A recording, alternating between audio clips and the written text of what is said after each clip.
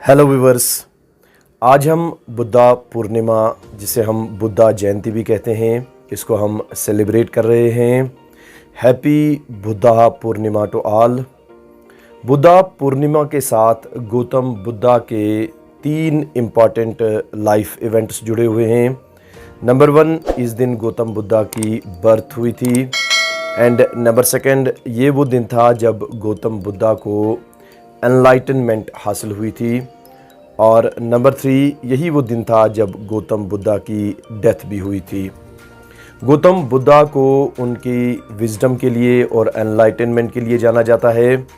और आजकल के तरक्की याफ्ता दौर में, टेक्नोलॉजी के दौर में, जहाँ बहुत सारी भागदौड़ है, आज के इस दौर में भी गौतम बुद्धा की दानाई की बातें, उनकी टीचिंग्स और उनकी विजडम भरी कहानियाँ जो हैं, वो आज भी उनकी रेलेवेंस है। और बहुत सारे लोग आज भी उनकी इन टीचिंग्स को, उनकी विजडम भरी बातों को और उनकी कहानियों को यूज़ करते हैं अपनी लाइफ को ट्रांसफॉर्म करने के लिए, अपनी लाइफ को एक बेहतर डायरेक्शन देने के लिए। बुद्धा पूर्णिमा के इस मौका पर मैं आपके साथ गौतम बुद्धा की एक बहुत ही प्यारी सी और बहुत ही पावरफुल स्टोरी शेयर करना चाहता हूँ। बताया जाता है कि गौतम बुद्धा के टाइम पर एक गरीब आदमी था, जिसके पास न तो खाने के लिए कुछ था, न पहनने के लिए कुछ था, और न उसके पास रहने के लिए कुछ था। और वो ये देखा करता था कि लोग अपनी मुश्किलात को लेकर गौतम बुद्धा के पास जाते हैं और अपनी मुश्किलात को गौतम बुद्धा के साथ शेयर करते हैं। और गौतम बुद्धा उनके साथ कुछ ऐसी विजडम की बातें शेयर करते हैं कि उन लोगों के चेहरे पर एक मुस्कुराहट आ जाती है, एक इत्मीनान आ जाता है और एक तसल्ली भी उनके चेहरों पर झलकना शुरू हो जाती है। तो इस गरीब आदमी ने सोचा कि क्यों ना मैं भी जाकर गौतम बुद्धा के साथ अपनी इस गुर्बत को शेयर करूं, और कहीं ना कहीं शायद गौतम बुद्धा इसका मुझे कोई सलूशन दे सकते हैं। तो ये सोचकर वो गौतम बुद्धा के पास आया और गौतम बुद्धा के साथ उसने अपनी गुर्बत की इस हालत को शेयर किया। जब गौतम बुद्धा ने ये सारी कहानी सुनी तो उन्होंने इस आदमी से कहा कि अगर तुम चाहते हो कि तुम अपनी इस गुर्बत का खात्मा करो, तो तुम लोगों को कुछ देना शुरू कर दो।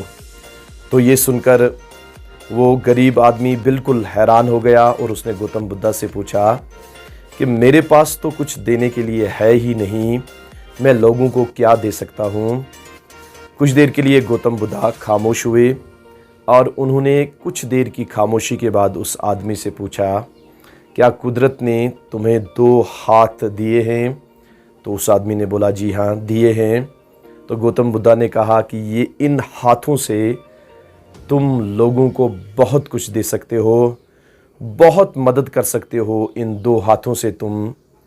इसी तरह से गौतम बुद्धा ने उस आदमी से पूछा कि तुम्हें कुदरत ने बोलने के लिए ज़बान दी है, वर्ड्स दिए हैं, लैंग्वेज दी है, तो इन वर्ड्स से, इस लैंग्वेज से तुम लोगों को एनकरेज कर सकते हो, तुम लोगों को पुश कर सकते हो सक्सेस के लिए, कामयाबी के लिए।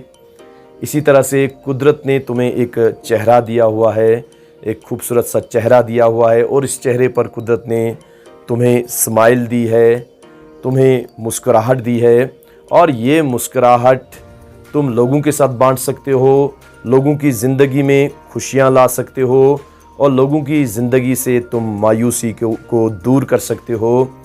तुम्हें कुदरत ने देने के लिए बहुत सारे पावरफुल टूल्स दिए हैं। शायद वो टूल्स इतने पावरफुल हैं कि बाहर की जो चीज़ें हैं, जो बाहर का पैसा है, दौलत है, शोहरत है, शायद वो इसके मुकाबले में कुछ भी नहीं है।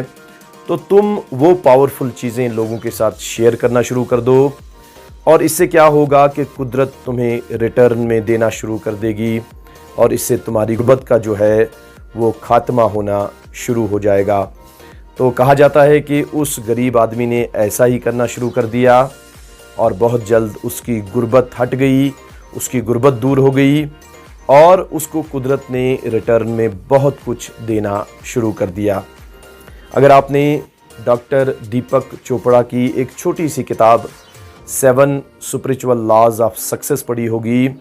बिल्कुल 50 पेज की ये शायद बुक है, छोटी सी किताब है। इसमें 7 स्पिरिचुअल लॉज डिस्कस किए गए हैं सक्सेस के, और उनमें से एक लॉ है लॉ ऑफ गिविंग, जिसमें डॉक्टर दीपक चोपड़ा ये कहते हैं कि अगर हम ज़िंदगी में कोई चीज़ चाहते हैं कि वो मुझे मिले, तो उस चीज़ को हमें अपनी लाइफ में पहले देना शुरू कर देना चाहिए। वो मिसाल देकर समझाते हैं कि अगर हम चाहते हैं कि हमें ज़िंदगी में प्यार मिले, लव मिले, केयर मिले, तो सबसे पहले हमें इस लव और केयर को देना शुरू कर देना है। तब जाकर हमें लोगों से लव और केयर मिलना शुरू हो जाएगा। और अगर हम चाहते हैं कि लोग हमारी बात सुने, हम लोगों के साथ इंटरेक्ट करें, अपनी मैसेज उन तक पहुंचाएं, तो इसके लिए ज़रूरी है कि हमें पहले लोगों को सुनना शुरू कर देना होगा। तब जाकर लोग हमारी बात सुनने के लिए तैयार हो जाएंगे।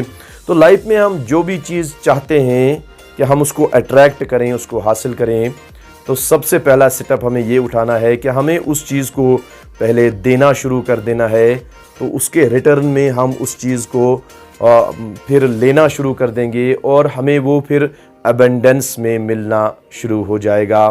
तो गौतम बुद्धा की इस छोटी सी स्टोरी और डॉक्टर दीपक चोपड़ा के इस लॉ ऑफ गिविंग का जो ये असूल है, इससे हमें यही सबक मिलता है कि हम जिस भी चीज़ को लाइफ में अट्रैक्ट करना चाहते हैं, हमें उस चीज़ को पहले बांटना शुरू करना होगा और कुदरत हमें वो कई गुना करके वापस दे सकती है। तो आज के इस बुद्धा पूर्णिमा के मौके पर अगर हम इस बुद्धा पूर्णिमा के इस दिन से ये एक छोटी सी लर्निंग अपनी लाइफ में इंटीग्रेट कर दें, तो हम अपनी लाइफ को ट्रांसफॉर्म होता हुआ देखेंगे, अपनी लाइफ को चेंज होता हुआ देखेंगे और हम लाइफ में एक स्पिरिचुअल जर्नी की तरफ बढ़ना शुरू हो जाएंगे। Thank you very much.